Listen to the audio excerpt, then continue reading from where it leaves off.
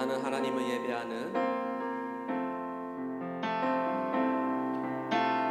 나는 하나님을 예배하는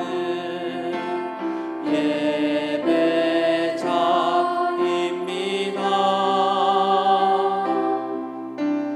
내가 서 있는 곳 어디서나 하나님을 예배합니다. 내 영혼 거룩한 은혜를 향하여 내 마음 완전한 하나님 향하여 이곳에서 바로 이 시간 하나님을 예배합니다.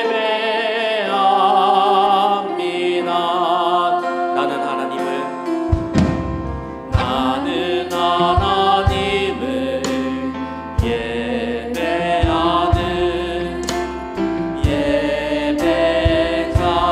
예배자입니다.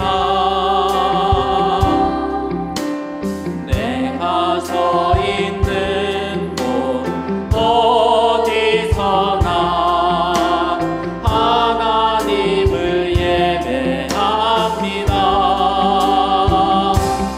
내 영혼 거룩한 은혜를 향하여 내 마음 완전한 하나님 향하여 이곳에서 바로 이 시간 하나님을 예배합니다. 우리 이 시간 한 번만 더 찬양하겠습니다. 나는 하나님을 예배하는 나는 하나님을 예배하는 예배자입니다. 내가 서 있는 곳 어디서나 하나님을 예배합니다. 내 영혼 거룩한 은혜를 향하여 내 마음 완전한 하나님 향하여 이곳에서 바로 이 시간 하나님을 예배합니다. 내 영혼 거룩한 은혜를 향하여 내 영혼 거룩한 은혜를 향하여 내 마음 완전한 하나님 향하여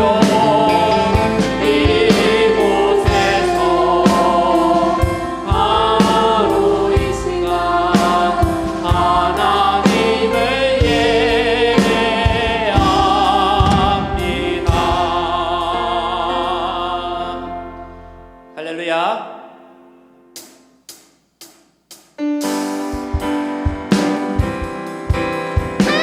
빛으로 오신 주님께 다시 한 박수로 찬양하며 영광 올려드리겠습니다.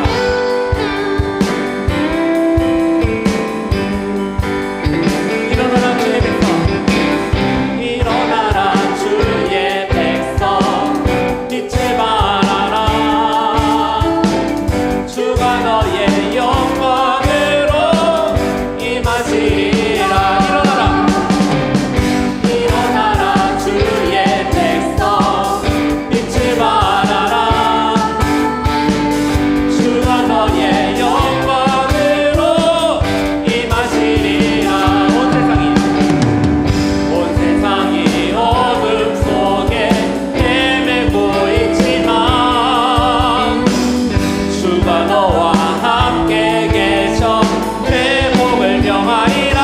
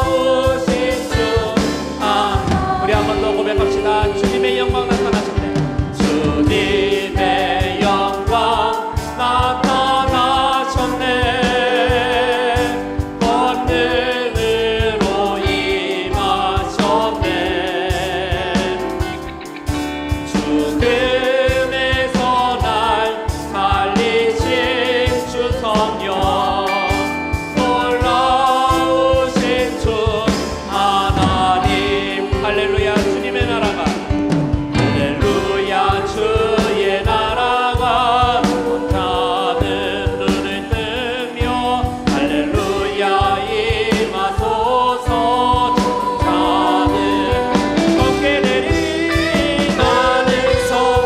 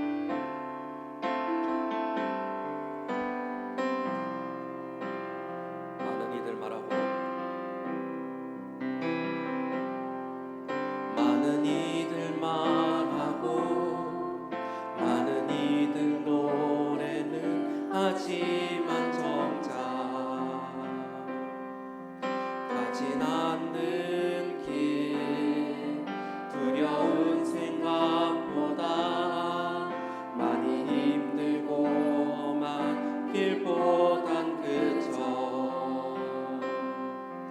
말로만 가려기에 점점 멀어져만 가네. 내게 생명 주었던 그 길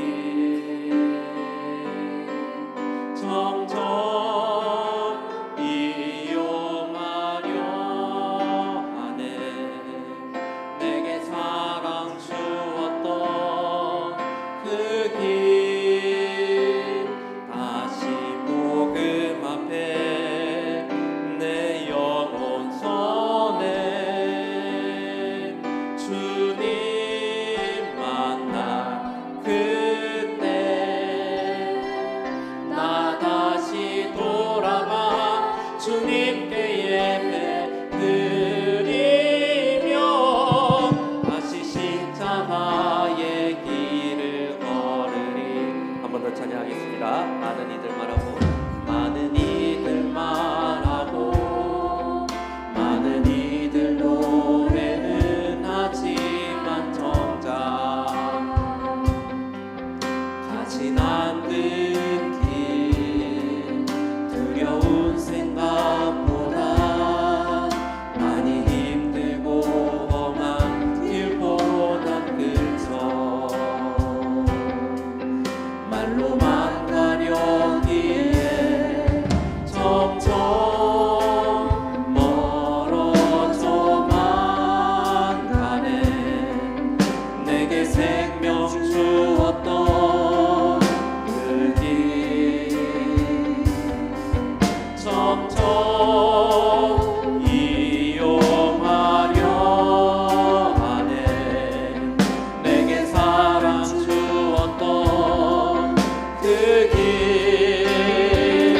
다시 복음 앞에 내 영혼 선에 주님 만난 그때 주님 만난 그때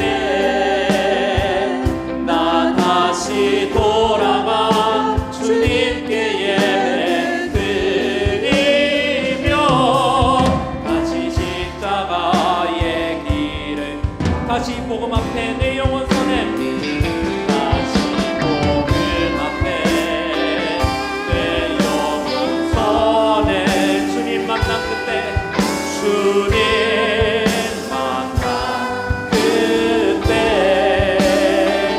나 다시 돌아가 주님께 예배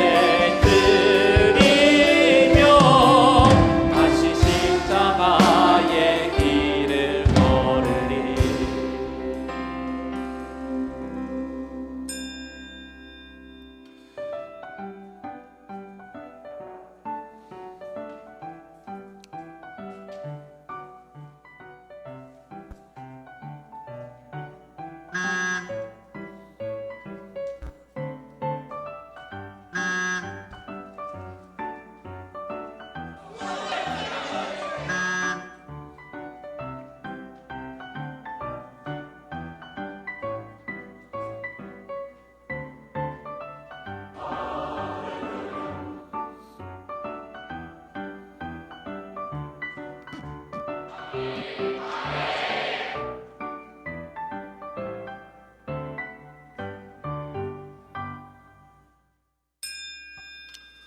하나님은 영이시니 예배하는 자가 영과 진리로 예배할지니라. 아멘.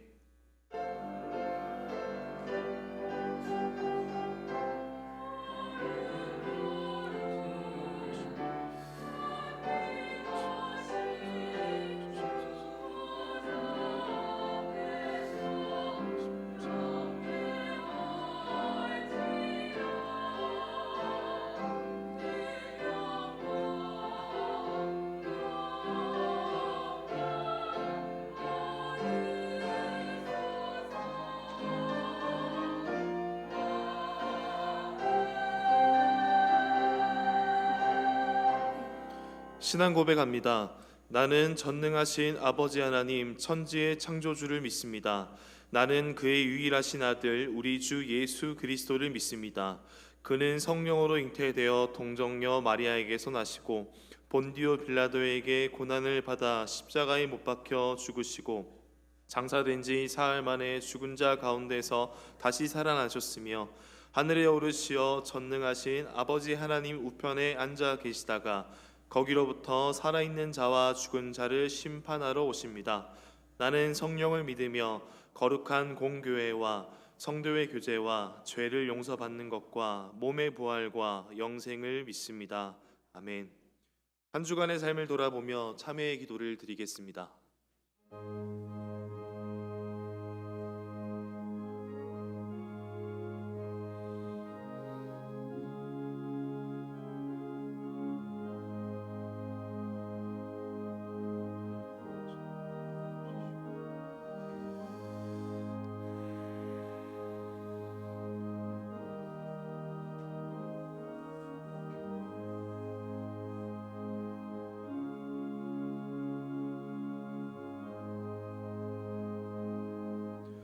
우리는 그리스도 안에서 그의 은혜의 풍성함을 따라 그의 피로 말미암아 속량 곧 죄 사함을 받았느니라.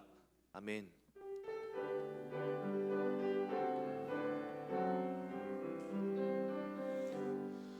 모든 영광을 하나님께,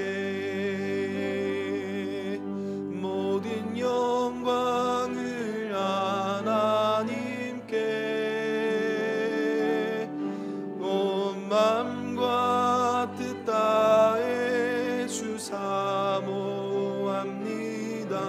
모든 영광을 하나님께.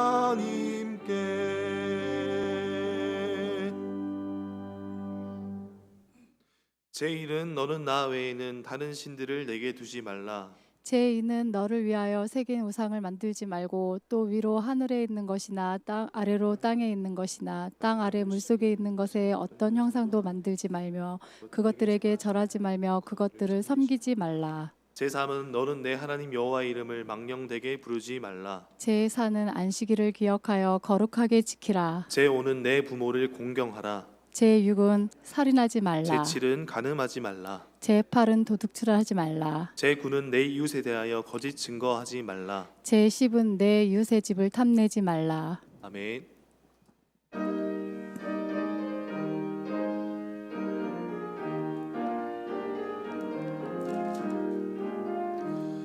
시온 성과 같은 교회 그의 영광은 없다. 허락하신 말씀대로 주같이 세웠다. 반석 위에 세운 교회 흔들 자가 누구랴.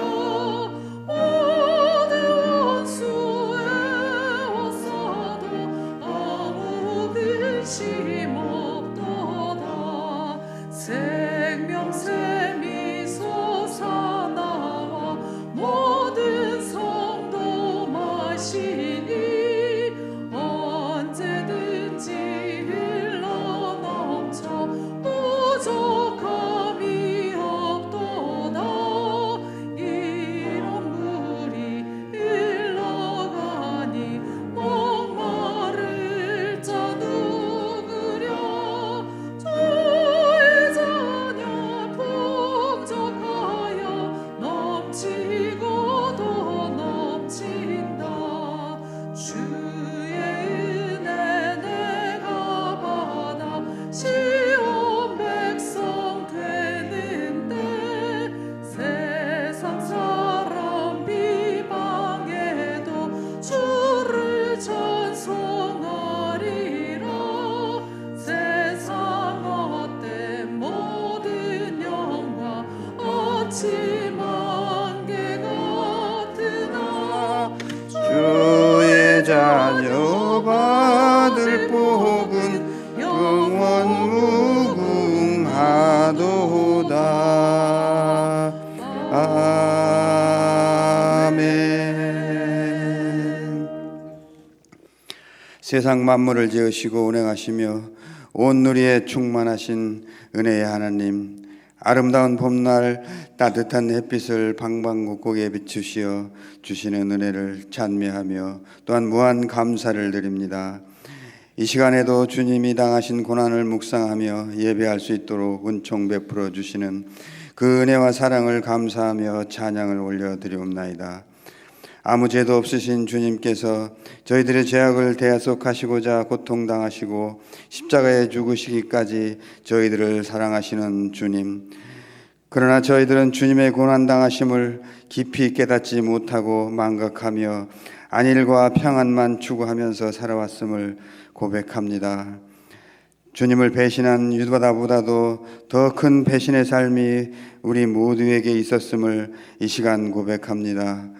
우리의 붉은 죄를 용서하여 주시옵시고 오직 십자가의 보혈로만이 우리의 죄를 씻을 수 있음을 깨닫게 하여 주시옵시고 날마다 기도하게 하여 주시옵소서. 그저 믿는다 하면서도 생각 없이 바라보던 그 십자가가 저희들의 삶을 뒤바뀌어지게 하시고 십자가만 붙들고 십자가를 증거할 수 있는 아름답고 굳건한 믿음을 우리 모두에게 허락하여 주시옵소서. 사랑이 많으시고 은혜가 풍성하신 주님, 작금의 현실은 세계사적으로도 유례가 없는 질병으로 인하여 온 인류가 신음하며 고통당하며 또 많은 하나님의 피조물들이 죽어가고 있나이다. 주님, 사랑이 많으시고 은혜 베풀기를 즐거워하시는 사랑의 하나님, 우리의 붉은 죄를 용서하여 주시옵시고 어서 하루빨리 코로나19가 물러가게 하여 주시옵소서.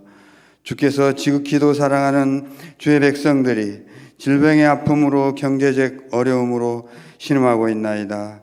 긍휼히 여기사 친히 이루하여 주시옵시고 주님의 십자가 날개 아래 보호하여 주시옵소서. 주께서 친히 세우신 이 한일교회와 대한민국의 모든 주님의 몸된 교회들이 주님의 고난과 피 묻은 십자가 위에 교회가 세워졌다는 것을 더욱더 깊이 깨달아 십자가의 사랑을 높이 나타낼 수 있는 교회들이 다 되게 하여 주시옵소서. 이 시간에도 질병의 고통에서 이기고 벗어나기 위해서 최선을 다하며 수고하는 모든 의료진들과 관계자들에게도 그 수고와 노고를 주께서 갚아 주시옵시고 건강을 지켜 주시옵소서. 어서 빨리 회복되지게 하여 주시옵시고 평범한 일상으로 돌아가게 하여 주시옵소서. 또한 코로나19로 인하여 교회에 나오지 못하고 각 가정에서 각 처소에서 방송을 통해서 예배를 드리는 그 마음, 그 중심을 헤아려 주사 그들의 기도를 들어 응답하여 주시옵시고 나태하고 또한 나약한 믿음이 되지 않도록 그 마음과 그 중심을 붙잡아 주시옵소서. 귀하신 주의 말씀을 들고 단위에 세우신 주의 종을 긍휼히 여기사 성령의 갑옷을 덧입혀 주시옵시고 전하시는 하나님의 말씀이 살아서 역사하게 하여 주시옵소서. 성령이 하수같이 흐르는 귀한 시간, 이 한 시간 되게 하여 주시옵소서.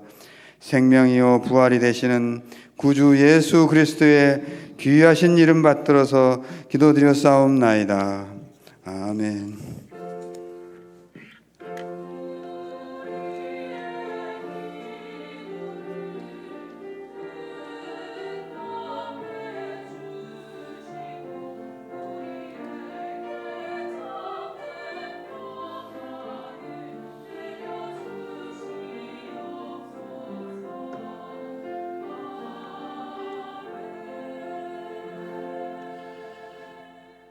하나님의 말씀을 받겠습니다. 오늘 우리에게 주시는 하나님 말씀은 로마서 12장 14절에서 21절 말씀입니다. 너희를 박해하는 자를 축복하라. 축복하고 저주하지 말라. 즐거워하는 자들과 함께 즐거워하고 우는 자들과 함께 울라. 서로 마음을 같이하며 높은 데 마음을 두지 말고 도리어 낮은 데 처하며 스스로 지혜 있는 채 하지 말라. 아무에게도 악을 악으로 갚지 말고 모든 사람 앞에서 선한 일을 도모하라. 할 수 있거든 너희로서는 모든 사람과 더불어 화목하라. 내 사랑하는 자들아, 너희가 친히 원수를 갚지 말고 하나님의 진노하심에 맡기라. 기록되었으되 원수 갚는 것이 내게 있으니 내가 갚으리라고 주께서 말씀하시니라. 내 원수가 줄이거든 먹이고 목마르거든 마시게 하라. 그리함으로 내가 숯불을 그 머리에 쌓아 놓으리라. 악에게 지지 말고 선으로 악을 이기라. 아멘.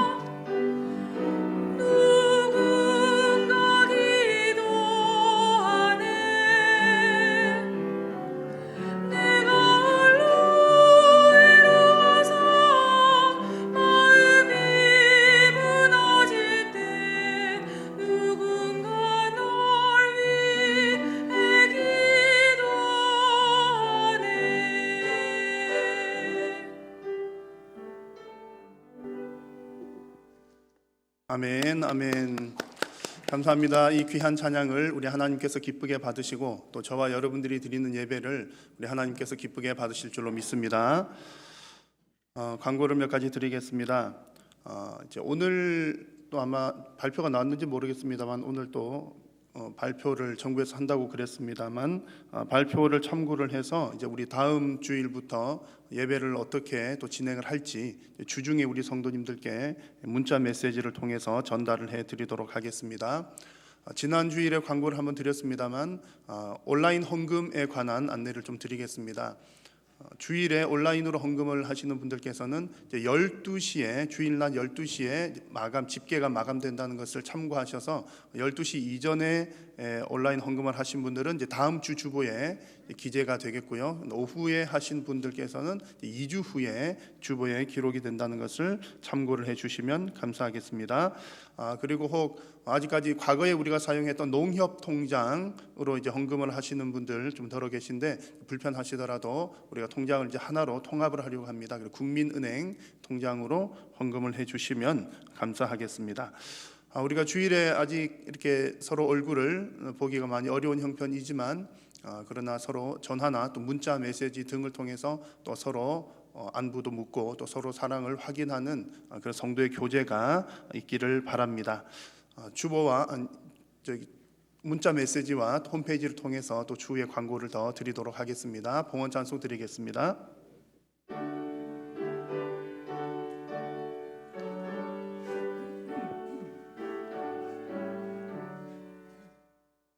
내게 있는 모든 것을 아낌없이 드리네. 사랑하고 의지하며 주만 따라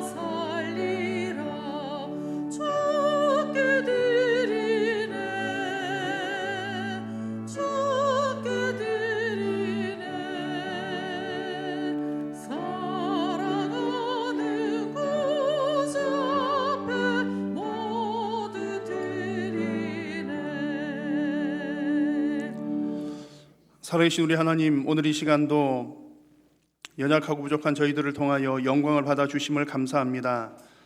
우리 각자의 처소에서 마음과 정성을 담아 살아계신 성삼위 하나님을 예배하오니 우리의 모든 심령을 주께서 기뻐 흠량하여 주시고 또 예배하는 각자의 처소 가운데 하늘 문을 여시고 큰 은혜로 채워 주옵소서. 하나님께서 은혜를 베푸셔서 주님 어려운 환경 가운데서도 우리가 이렇게 또 온라인으로 예배할 수 있게 하여 주심을 감사합니다. 여러 가지 어려운 상황들, 환경들이 있지만 또 그 가운데 베푸시는 우리 하나님의 은혜가 있는 줄로 믿사오니 항상 하나님의 은혜를 생각하게 하시고 또한 감사하게 하시고 주님 앞에 더욱더 엎드려 기도하는 우리 모든 성도님들이 되게 하여 주옵소서. 오늘도 주님 앞에 예배하면서 주님 나라 위하여 복음 사역 위하여 귀한 예물을 주님 앞에 올려드립니다.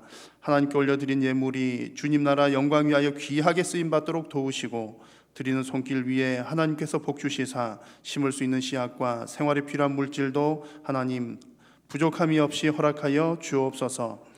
여러 가지 육신의 질병과 또 마음의 어려움들로 고통당하는 성도님들 주님 위로하여 주시고 또 코로나로 인하여 고통당하는 우리 사회의 경제와 또 어려움들 또 육신의 연약함으로 고통당하고 있는 우리 이웃들 하나님 불쌍히 여겨 주시어서 또 하나님의 은혜와 자비의 손길이 저들 모든 삶 가운데 풍성하게 임하게 하여 주옵소서.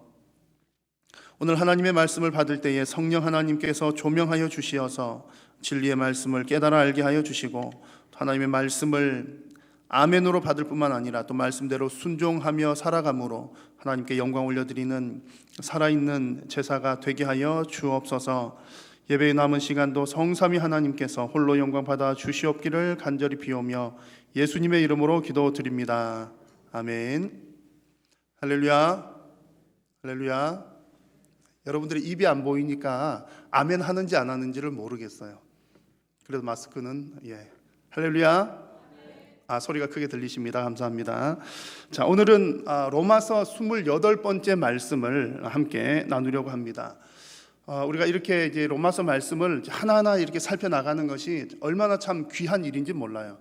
혹은 뭐 좀 지루하게 느껴지실지도 모르겠습니다만 이제 어떻든 성경은 이제 한 권의 성경은 또 하나의 주제가 메인 주제가 있기 때문에 어떻게 들으면 계속 반복적이라는 느낌이 들 수도 있습니다. 그 얘기 같고 그런 느낌이 드실 수도 있습니다만 우리가 하나님 말씀을 정말 하나하나를 다 살펴본다는 것이 얼마나 귀한 일인지 모릅니다. 자, 오늘 로마서 말씀을 통해서도 하나님께서 여러분에게 주시는 귀한 음성을 들으시기를 바랍니다. 자, 로마서 12장부터 시작된 내용들은 은혜로 구원받은 성도들이 어떻게 살아가야 할 것인지 그 삶의 규칙들에 관한 얘기를 지금 나누고 있습니다. 그 가운데 오늘은 사회적 관계 속에서 우리 성도들이 어떻게 살아가야 할 것인가에 대한 얘기입니다. 제목은 성도의 바른 생활 사회편이고요. 오늘 설교의 핵심 내용들을 먼저 요약을 해드린다면 이런 내용입니다. 교양 있는 그리스도인으로 살아가는 것, 그것이 사회적 관계 속에서 성도가 살아가야 할 바른 생활입니다. 교양 있는 그리스도인. 교양이라고 하는 말 여러분 잘 아시죠? 제 사전을 찾아보니까 여러 가지 의미들이 있는데 쉽게 제가 이해를 하니까 이렇습니다. 교양이라고 하는 말은 가르쳐서 길러내는 것, 기르는 것이라는 의미가 있고요. 또 잘 길러진 원만한 품성이라고 하는 의미가 있습니다. 그리고 이 교양이라고 하는 말이 이제 여러 어원들 시작된 배경들이 좀 각각 있는데 독일어로 살펴본 배경을 제가 찾아보니까 이런 의미가 있습니다. 본래 이렇게 원만하지 못한 갈등 관계 속에서 성숙해 나가는 것을 두고 교양이라고 하는 말을 사용을 했고요. 영어에서 사용하는 교양의 어떤 어원을 살펴보니까 경작하다, 밭을 경작하다라고 하는 뜻에서부터 시작된 말이 교양이라는 말입니다. 그러니까 이렇게 어지럽게 잘 갖추어지지 않는 것들을 잘 개발을 해서 가꾸었다는 얘기입니다. 그래서 이런 말들을 종합을 해보면 이제 교양이라고 하는 말은 미성숙하거나 혹은 어떤 갈등 관계 속에서 잘 훈련받아서 성숙해진 성품이라고 이해를 할 수가 있겠습니다. 그리고 그리스도인이라고 하는 말은 여러분 너무나 잘 아시는 것처럼 예수님을 따르는 사람, 또 예수님의 사람 혹은 예수 그리스도의 군사라고 하는 뜻을 가지고 있습니다. 이 그리스도인이라고 하는 그 말은 이제 성경에 보면 사도행전 11장이 처음 나오는데, 안디옥 교회 교인들이 예수님을 따라서 살아가다 보니까, 예수님의 제자로서 또 예수님의 사람으로 예수님의 군사답게 살아가다 보니까 주변 사람들이 안디옥 교인들을 보고 붙여준 이름이 바로 그리스도인이라고 하는 말입니다. 그래서 오늘 말씀에서 제가 이 내용을 교양 있는 그리스도인이라고 이 내용을 핵심적인 내용으로 요약을 해드리는 것은, 우리 성도들이 살아가는 여러 가지 관계들, 사회적 관계들이 바로 우리가 그리스도인으로서의 어떤 교양을 쌓아가는 곳이기 때문에 그렇습니다. 우리가 만나는 여러 관계들은 좋은 관계들도 있지만 갈등의 관계들, 특히 성도가 세상에서 살아가는 여러 사회적 관계들은 좀 어려운 부분들이 많습니다. 그들 가운데서 우리가 말씀대로 살아가게 되면 그들이 성도를 보고 그리스도인이라고 부르게 될 것입니다. 자, 여러분 어떠십니까? 여러분들은 주변 사람들로부터 그리스도인이라는 호칭을 듣고 계십니까? 아니면 여러분들이 예수님을 믿는지 안 믿는지를 주변 사람들이 도무지 모르고 그냥 살아가고 있습니까? 자, 오늘 말씀 성경에 나오는 내용들을 보면 이제 성도들이 만나는 몇 가지 갈등의 관계들이 나오는데, 이런 상황에서 우리가 성경대로 잘 대처를 하게 되면 여러분들의 주변 사람들로부터 저 사람 그리스도인, 예수 따라가는 사람 맞구나 라는 인정을 받게 될 것입니다. 여러분 오늘 말씀을 듣고 순종하심으로 여러분 모두가, 또 저 역시 마찬가지로 성경대로 사회생활하는 교양 있는 그리스도인들이 다 되실 수 있기를 바랍니다. 자, 첫 번째로 우리 성도들이 만나는 다양한 사회적 관계들 가운데 보면 성도를 적대시하는 사람들이 있습니다. 우리들의 관계 속에서 성도를 적대시하는, 박해하는, 핍박하는 사람들이 있습니다. 아마 여러분 주변 사람들을 한번 떠올려 보신다면 아마 주변에도 그런 분들이 있을지 모르겠습니다. 아마 이제 교회는 다니지 않으면서 교회 다니는 사람, 예수님 믿는 사람을 못 살게 구는 그런 사람들을 보면, 제가 다 찾아본 것은 아니지만 대략 교회 다니는 사람들로부터 어떤 상처를 받은 경험이 있거나, 혹은 교회 다니는 사람들을 시기 질투하거나 그런 사람들이 꽤 있는 것 같습니다. 어떻든 나랑은 상관없는 일인데 괜히 나를 미워하고 싫어하고 못 살게 굽니다. 자, 여러분 그런 사람을 어떻게 해야 할까요? 오늘 말씀에서는 그런 사람들을 향해서 저주하지 말고 축복하라 이렇게 말씀하십니다. 14절 말씀을 같이 한번 읽겠습니다. 너희를 박해하는 자를 축복하라. 축복하고 저주하지 말라. 아멘. 아멘입니까? 소리가 작으신데요. 아멘이십니까? 네. 그래도 아까만큼은 안 컸던 것 같습니다. 자, 여러분 이것이 그리스도인다운 행동입니다. 물론 여러분 이 말씀이 그 악한 일을 하는 그런 행위를 인정하라는 말은 아닙니다. 그 악한 일 너 잘했어, 뭐 잘하고 있어, 계속 그렇게 살아, 그런 이야기는 아니고요.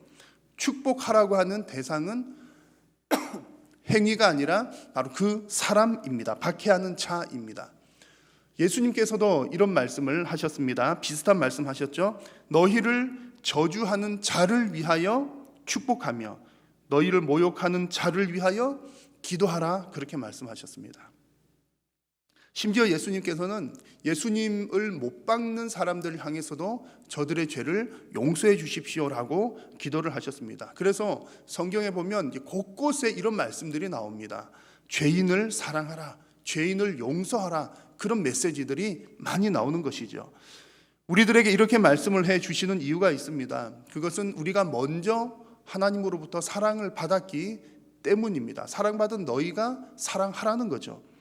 구약의 율법 가운데 이런 율법이 있습니다. 신명기 말씀 보니까 너희는 나그네를 사랑하라. 전에 너희도 애굽 땅에서 나그네 되었음이니라. 나그네를 사랑하는 율법이 있습니다. 근데 나그네를 사랑해야 되는 이유가 너희들도 나그네로서 사랑을 받았으니 너희도 나그네를 사랑하라는 그런 말씀입니다. 같은 맥락이죠. 하나님께서 우리들을 향해서 너희들은 죄인이야, 죄인이었어. 죄인인 것을 상기시켜 주면서 너희를 박해하는 자, 또 너희들에게 못 살게 구는 그 죄인들까지도 축복하라는 말씀을 주시는 겁니다. 우리도 사랑받았기 때문에 너희도 그렇게 행하라는 거죠. 참 사실은 따르기 힘든 말씀입니다. 우리를 박해하는 자, 못 살게 구는 자, 모른 채 하라. 그 정도만 해도 참 쉽지가 않을 텐데 도리어 축복하라니 정말 어려운 말씀이죠. 그러나 하나님의 말씀에 순종하는 것이 우리 그리스도인다운 삶이요 또한 반석 위에 세운 신앙입니다. 그래서 어렵지만 여튼 관계 속에서 이런 관계들을 향해서 하나님께서 우리에게 주시는 근본적인 메시지는 그들을 향해서 축복하라는 말씀입니다. 이 말씀에 반드시 순종하셔서 정말 교양 있는 그리스도인들, 또 세상 사람들과는 다른 대처를 하는 여러분들이 다 되시기를 바랍니다. 자, 두 번째로 성도들이 만나는 여러 가지 관계들 중에서는 이제 이런 사람들이 있습니다. 좋은 일을 만나서 대단히 기뻐하는 사람, 기쁨 충만한 사람이 있는가 하면 또 뭐 슬픈 일을 만나서 항상 우울한 사람들도 있습니다. 자, 오늘 말씀 가운데 15절을 보니까 하나님께서는 이런 자들과 함께 진심으로 공감하라고 말씀합니다. 15절 같이 한번 읽습니다. 즐거워하는 자들과 함께 즐거워하고 우는 자들과 함께 울라. 아멘. 자, 이 말씀은 그다지 어렵게 보이지는 않습니다만 그러나 사실은 쉬운 일은 아닙니다. 나와 상관이 없는 기쁨이나 혹은 지속적인 슬픔에는 공감하기가 쉽지 않기 때문에 그렇습니다. 자, 여러분, 좋은 일에 나도 포함이 되어 있다면, 너도 즐겁고 나도 즐거운 일이면 우리가 같이 기뻐하는 것은 어려운 일이 아니죠. 나도 기쁘니까 같이 기뻐하는 것은 어렵지 않습니다. 그리고 일반적인 슬픔은 또 공감하기가 더 어렵지 않습니다. 여러분, TV나 뉴스나 뭐 드라마 같은 것들을 보시면서 슬픈 장면이 나오면 사람들 누구나 다가 나랑 상관없는 일이라도 눈물을 흘리거나 또 슬퍼하는 감정을 느끼곤 합니다. 그래서 이제 그런 일들이 일어날 수 있지만 나와 상관없는 일에 기뻐한다는 것은 쉽지 않다는 얘기죠. 나와 상관없는 기쁨이라고 라는 말은 이렇게 표현할 수가 있겠습니다. 너만 기쁜 일, 너만 기쁜 일. 예를 들면 이런 것이죠.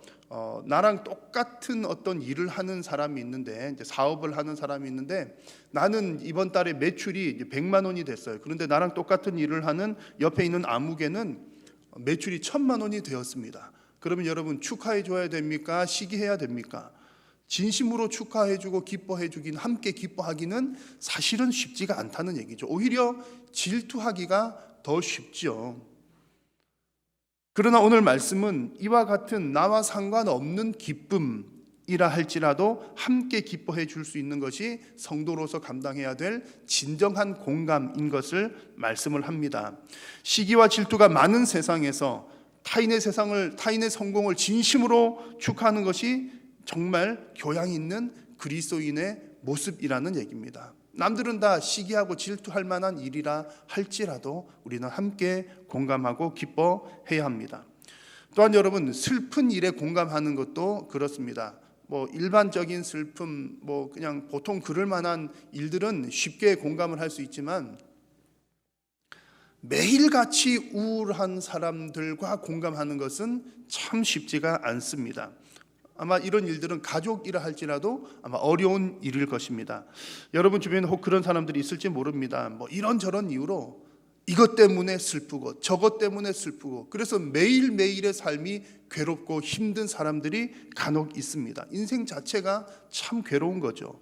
매일매일 슬픈 사람들은 본인도 힘들지만 옆에 있는 사람들도 역시 힘듭니다. 그래서 일반적으로는 사람들이 그런 자리는 피하게 됩니다. 자, 그러나 오늘 말씀에 의하면 그리스도의 사랑을 받은 사람들은 남들이 다 가까이 하기 힘들어하는 그런 사람들과도 공감하면서 함께 살 것을 우리에게 말씀을 합니다.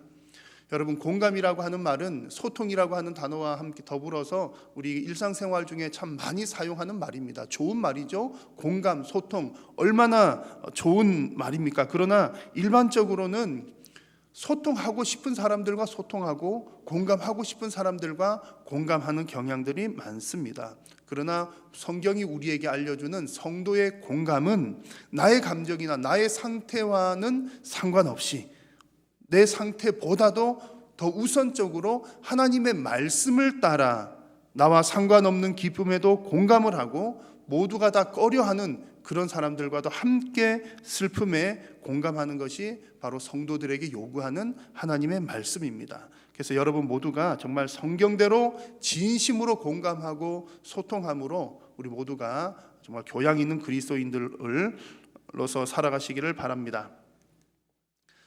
이제 세 번째 우리가 성도들이 또 관심을 잘 가져야 될 대상들 중에 하나는 이제 낮은 곳에 있는 자들입니다. 낮은 곳에 있는 자들. 16절 말씀을 같이 한번 읽겠습니다. 서로 마음을 같이 하며 높은 데 마음을 두지 말고 도리어 낮은 데 처하며 스스로 지혜 있는 채 하지 말라. 아멘. 말씀 보니까 도리어 낮은 데 처하며 라고 했습니다. 낮은 데 처하라고 하는 말을 다른 영어 성경 번역본을 보니까 낮은 자들과 친구가 되라는 의미입니다. 낮은 자들과 친구가 되라.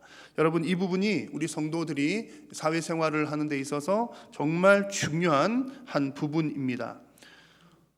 낮은 데 처하라, 또 낮은 사람들과 친구가 되라는 이 말씀은 어렵고 힘든 사람들에게 위로해주고 또 그들과 함께 거하라 이런 의미도 있습니다만 또 다른 더 중요한 의미가 있습니다. 그렇게 낮은 자들과 함께함으로 이루어지는 그 결과는 더 참 큰 결과가 나타나기 때문에 그렇습니다. 그 더 중요한 의미라고 하는 것은 그 낮은 데 처하게 되면 결국에는 그 공동체나 그 사회가 하나로 연합을 이루는데 중요한 역할을 하기 때문입니다. 자, 오늘 말씀의 16절의 앞부분을 보시면 서로 마음을 같이 하며라고 하는 말이 나오죠. 서로 마음을 같이 하며, 이 부분을 영어 성경으로 보니까 이렇게 되어 있습니다. 서로 하모니를 이루면서 살아라, 이렇게 말씀을 합니다. 하나님께서 우리에게 말씀하시는 것은 서로 마음을 합하라. 성도들은 서로 마음을 합해야 한다. 서로 하모니를 이루면서 조화를 이루면서 살아야 한다. 그렇게 말씀을 합니다. 자, 그런데 저만 그렇게 느끼는 것인지는 모르겠습니다만 최근 몇 년간 우리 국민들의 어떤 그 정치적인 정서를 보면 그 분열이 과거보다 훨씬 더 심각하다는 느낌이 듭니다. 과거에는 정치인들끼리 정치 색깔 다른 사람들이 앞에 대표적으로 싸웠다면 지금은 온 국민들끼리 서로가 그 정치적인 이슈로 거의 전쟁 수준으로 싸우고 있다는 느낌을 지울 수가 없습니다. 정치적인 문제뿐만 아니라 교회와 또 우리 성도들의 분열 역시 마찬가지입니다.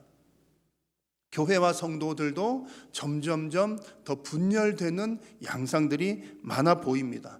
과거에는 교회를 공격하는 세력들이 있었죠. 지금도 있습니다만 안티 기독교인들이 있습니다. 교회가 뭐 하는 것, 성도가 뭐 하는 것 다 싫어하고 이래서 잘못됐어, 저래서 잘못됐어 라고 하며 교회를 공격을 합니다.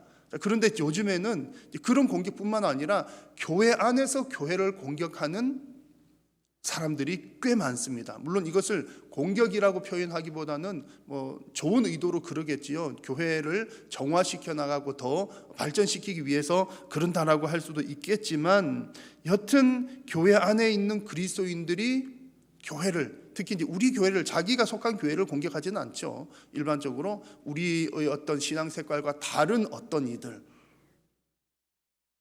그런 다른 교회나 다른 공동체, 신앙의 공동체들을 향해서 공격하는 경우들이 많습니다. 자, 여러분, 이런 분위기 속에서 우리가 오늘 말씀에 나오는 것처럼 서로 마음을 같이 한다는 것, 조화를 이루면서 산다는 것 참 어렵게 느껴집니다. 그러나 이것이 우리가 순종해야 할 하나님의 말씀입니다. 여러분, 성도는 교회도 화합시켜야 하고 성도는 나라도 화합시켜야 합니다. 어떻게 마음을 같이 하고 화합을 시켜 나갈 수가 있을까요? 오늘 말씀을 보시면 그 실마리가 잘 나와 있습니다. 16절에 뒷부분을 보시면 이렇습니다. 앞부분 뒷부분에 보시면 서로 마음을 같이 하며 라고 한 그 다음에 높은 데 마음을 두지 말고, 그리고 마지막 부분에 스스로 지혜 있는 채 하지 말라는 말씀을 줍니다. 이 내용들이 한 문장 한 문장 끊어져 있기도 하지만 또 한 구절 안에 다 있어요. 서로 낮은 데 처하는 것, 마음을 같이 하는 것, 높은 데 마음 두지 않는 것, 스스로 지혜 있는 채 하지 않는 것, 다 서로가 연결이 되어 있다는 거죠. 자, 여러분, 높은 데 마음을 두는 것, 높은 데 마음을 두는 것은 분열하기 쉬운 그런 상태입니다. 지금은 여러분 정보가 너무나 많은 시대이죠. 그래서 뭐 가짜 뉴스, 가짜 정보뿐만 아니라 정말 어느 정도 검증이 되고 또 신빙성이 있는 얘기들도 서로 다른 얘기들이 꽤 많습니다. 그것은 뭐 일반적인 정치 사회에 있어서의 뿐만 아니라 신학적인 부분에 있어서도 마찬가지입니다. 근데 이제 그런 여러 가지 정보들이 정말 진짜 같은 진짜들, 뭐 그런 지식들, 수많은 지식들을 또 쉽게 공유를 합니다. 여러분, 제가 말씀드리는 것은 이제 진리의 부분이 진짜 같은 진짜들이 많다는 이야기가 아닙니다. 진리는 하나이지만 지식적인 부분에서는 여러 가지들이 많습니다. 그런데 그런 부분들 가운데 지나친 확신으로 내가 가지고 있는 지식이 진짜야 라고 하는 가운데, 지나친 확신 가운데 자기 주장만 하게 되면 높은 데 처하는 것이 되고요, 결코 화합을 이룰 수가 없습니다. 정치적인 면도 그러고 신앙적인 면도 그렇습니다. 그래서 하나님께서 하시는 말씀이 스스로 지혜 있는 채 하지 말라는 말씀을 하십니다. 대신에 성도는 무엇을 해야 하냐? 16절 중반부를 보십시오. 도리어 낮은 데 처하라. 처음 말씀드렸던 부분이죠. 도리어 낮은 데 처하는 것이 마음을 합할 수 있는 중요한 비결이 됩니다. 말하자면 하나의 공통 분모가 되는 것이지요. 여러분, 우리가 서로 하모니를 이루고 살려면 때로는 나의 어떤 높은 이상도 낮출 필요가 있습니다. 왜냐하면 높은 것을 나의 타겟으로 삼으면 못 따라오는 사람들이 많기 때문이죠. 높은 것을 공통 분모로 삼으려면 이르지 못할 사람들이 많지만 낮은 것을 공통 분모로 삼으면 내려오지 못할 사람들이 적습니다. 내려오지 못하는 것은 자기 자신의 문제인 것이죠. 여러분, 우리가 하나님의 백성이 되고 하나님과 교제를 할 수 있는 것도 하나님께서 친히 내려오셨기 때문에 가능한 일입니다. 하나님께서 내려오신 것을 먼저 모범을 보이셨습니다. 마태복음 말씀 보니까 하나님이신 예수님께서 인간의 모양으로 오신 것만 해도 낮고 낮은 곳으로 오신 것인데 이 땅에 거하시는 동안에도 세리와 죄인들의 친구가 되셨다. 물론 이것은 다른 사람들이 평가한 내용이지만 실제로 예수님은 그들의 친구가 되셨습니다. 여러분, 만약에 하나님께서 사람들을 향해서 너희들이 올라와, 높은 곳은 이곳이 여기가 기준이니까 너희들이 올라와 라고 하셨다면 과연 우리들 중에 누가 하나님을 만날 수가 있었겠습니까? 어떻게 우리가 하나님과 연합할 수가 있었겠습니까? 결코 일어날 수 없는 일입니다. 그러나 하나님께서 친히 낮은 곳으로 찾아오셨기 때문에 우리는 하나님을 만나고 하나님과 교제할 수가 있게 되었습니다. 그러므로 우리 성도들의 사회적인 관계 역시 마찬가지입니다. 지혜 있는 곳에 지혜 있는 채 하지 말고 낮은 곳으로 임하는 관계가 되어야 합니다.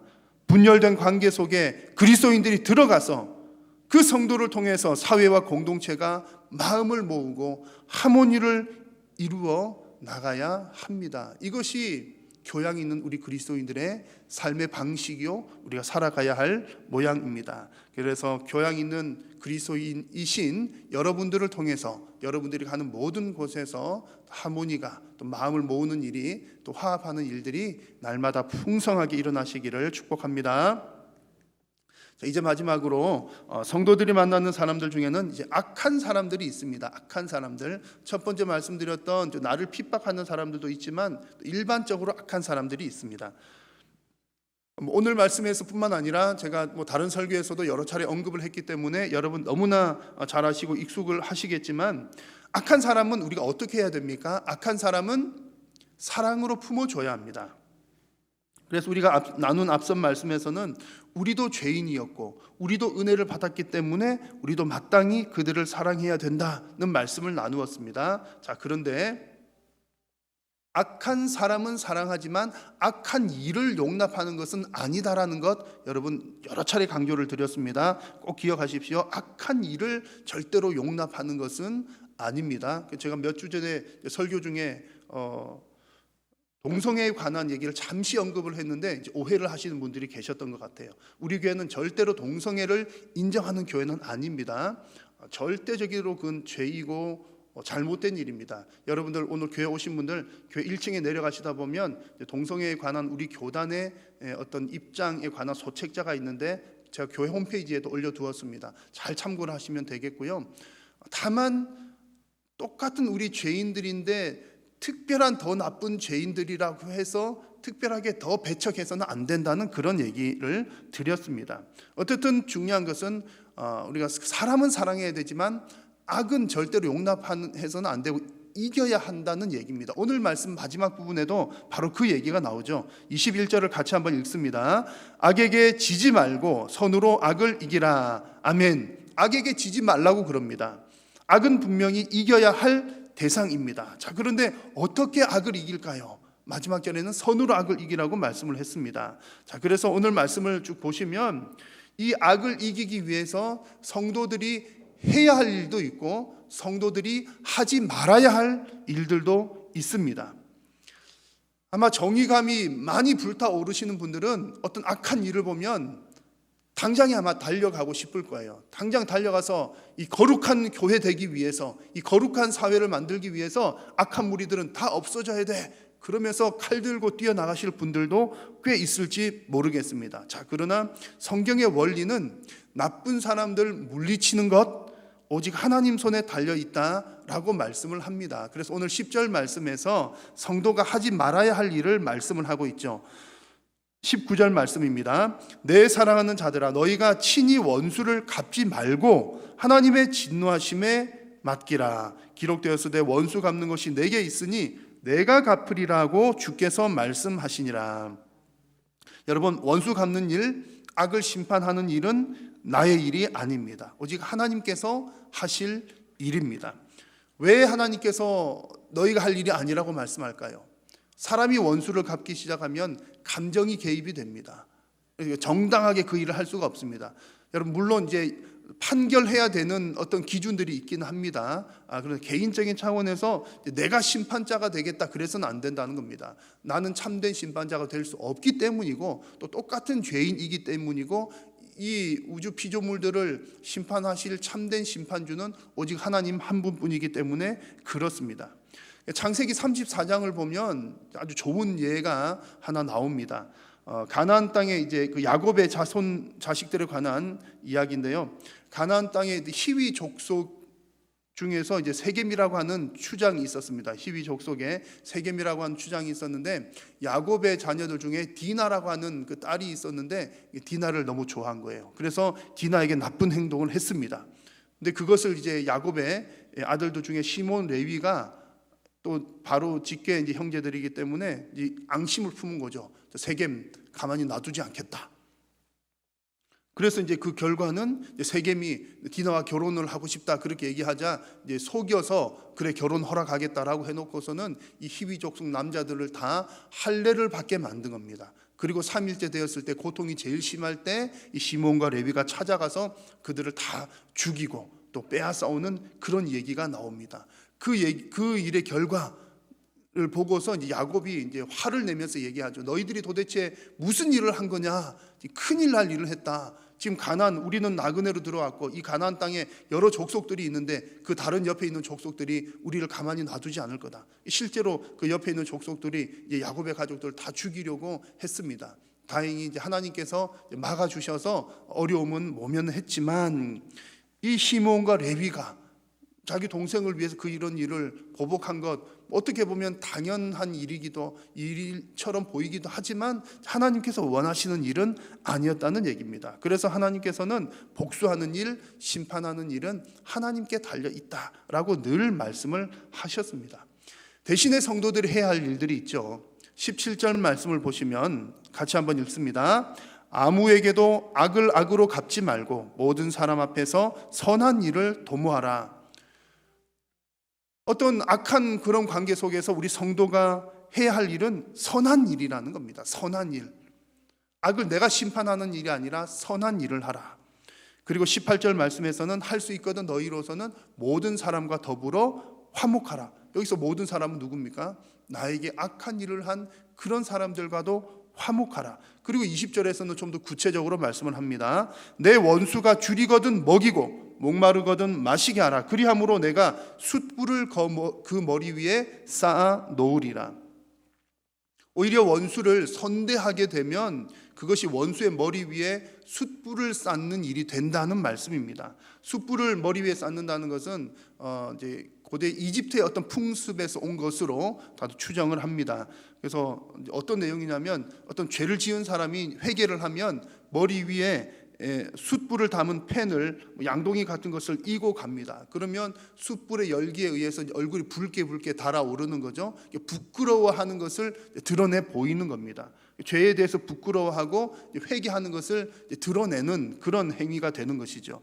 그래서 죄인을 선대하는 것이 이런 결과를 가져온다는 얘기입니다. 죄인을에게 오히려 더 선하게 대하게 되면 그 스스로가 죄를 뉘우치고 잘못한 것을 뉘우치고 회개의 길로 이끄는 일이 될 수 있다는 얘기입니다. 하나님께서 말씀하시는 것은 결국 이것이 선으로 악을 이기는 길이라고 말씀을 하십니다. 성도가 악인을 대하는 방식이 바로 이것이죠. 악인을 선으로 대하여서 회개하게 만드는 것이 이기는 길입니다. 이렇게 사는 것이 선으로 악을 이기는 삶이요 교양 있는 그리스도인의 삶입니다. 사랑하는 성도님 여러분 모두가 선으로 악을 이기시는 여러분들 다 되시기를 축원합니다. 여러분 오늘 로마서 12장 이후에 나오는 내용들은 다 우리의 어떤 실천적인 생활들과 다 관계된 내용들이기 때문에 자칫 잘못하면 우리가 오해를 할 수가 있습니다. 오늘 나눈 이 말씀들도 여러분 절대적으로 어떤 율법적으로 혹은 도덕적으로 이해하지 않으셔야 합니다. 율법적으로 도덕적으로 이해한다는 것은 이런 뜻입니다. 만약에 이제 내가 구원받기 위해서는 이런 일들을 해야 돼 라고 하는 의도로 그런 일들을 한다면 그것이 바로 율법적인 일이 됩니다. 구원을 위해서 어떤 조건을 붙이는 거죠.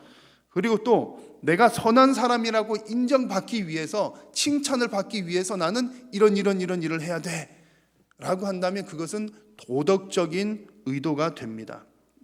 오늘 말씀을 이제 그런 의도로 지켜서는 안 된다는 거죠. 내가 구원받는데 도움이 되기 위해서 혹은 내가 사람들에게 인정받는데 도움이 되기 위해서 오늘 받은 내용들을 이렇게 한다는 것은 잘못된 길이라는 겁니다. 여러분 성도는 누구보다도 율법을 잘 지켜야 합니다. 또 누구보다도 높은 도덕적인 수준을 갖추어야 합니다. 그런데 순서가 중요합니다. 성도가 율법을 잘 지키고 도덕적이어야 하는 이유는 이것을 통해서 내가 무엇을 얻기 위함이 아니라 이미 내가 받은 은혜가 너무나 크기 때문에 그 은혜에 대한 반응으로 이런 일들도 하고 힘들고 어렵지만 이렇게 살아가야 되겠다라고 결단을 하는 것입니다. 그래서 여러분 모두가 날마다 우리 받은 은혜에 감사하시면서 여러분들이 만나는 모든 사회적인 관계 속에서 교양 있는 그리스도인으로 승리하시기를 주님의 이름으로 축복합니다. 기도하겠습니다. 살아계신 우리 하나님 은혜를 감사합니다. 오늘도 사랑하는 성도님들 부르시고 주님 또 각자의 처소에서 예배하는 그 예배를 하나님 기쁘게 받으시니 감사합니다. 오늘도 하나님께서 말씀하여 주신 것을 우리가 아멘으로 받아싸우니 말씀대로 순종하며 살아갈 수 있도록 성령님 늘 함께하여 주시고 힘 더하여 주옵소서. 성도의 삶을 통하여 오직 하나님의 영광만 드러나게 하여 주시고 성도가 거하는 모든 곳에서 그리스도인이라고 하는 이야기를 들음으로 또 하나님의 나라가 그곳에도 이루어지게 하여 주옵소서. 오늘도 사랑하는 우리 예배하는 모든 성도님들의 가정과 또 생업과 저들의 건강 위에 주께서 은혜 위에 은혜를 더하여 주시옵기를 간절히 비오며 우리 구주 예수님의 이름으로 기도드립니다. 아멘.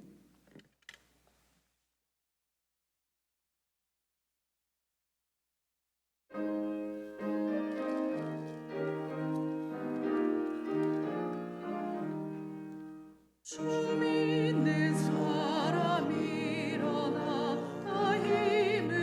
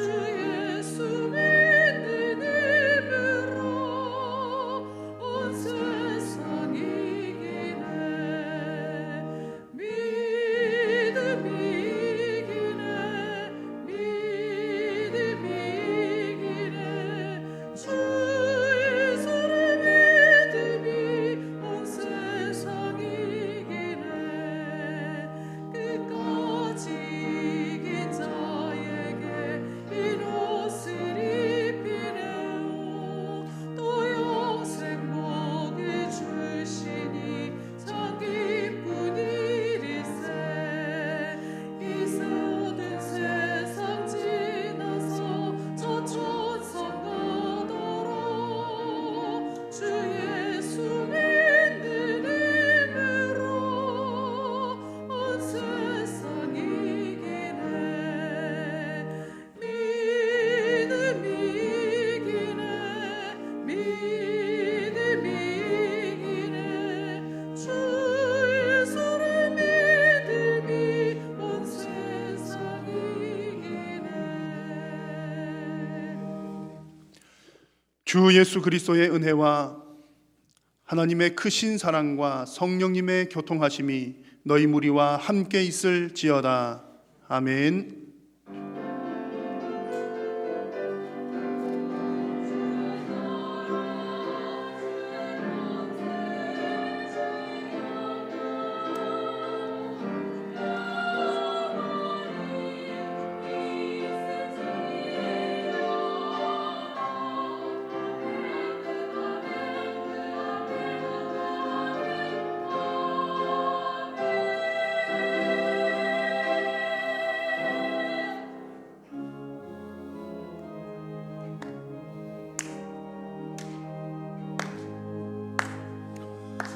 살아계신 주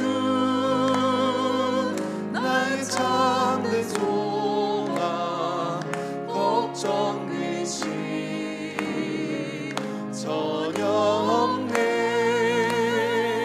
사랑의 주는 갈 길 인도하니 내 모든 삶의 기쁨에 충만하네. 예배를 마쳤습니다. 한 주간 주님 안에서 평안하시길 바랍니다.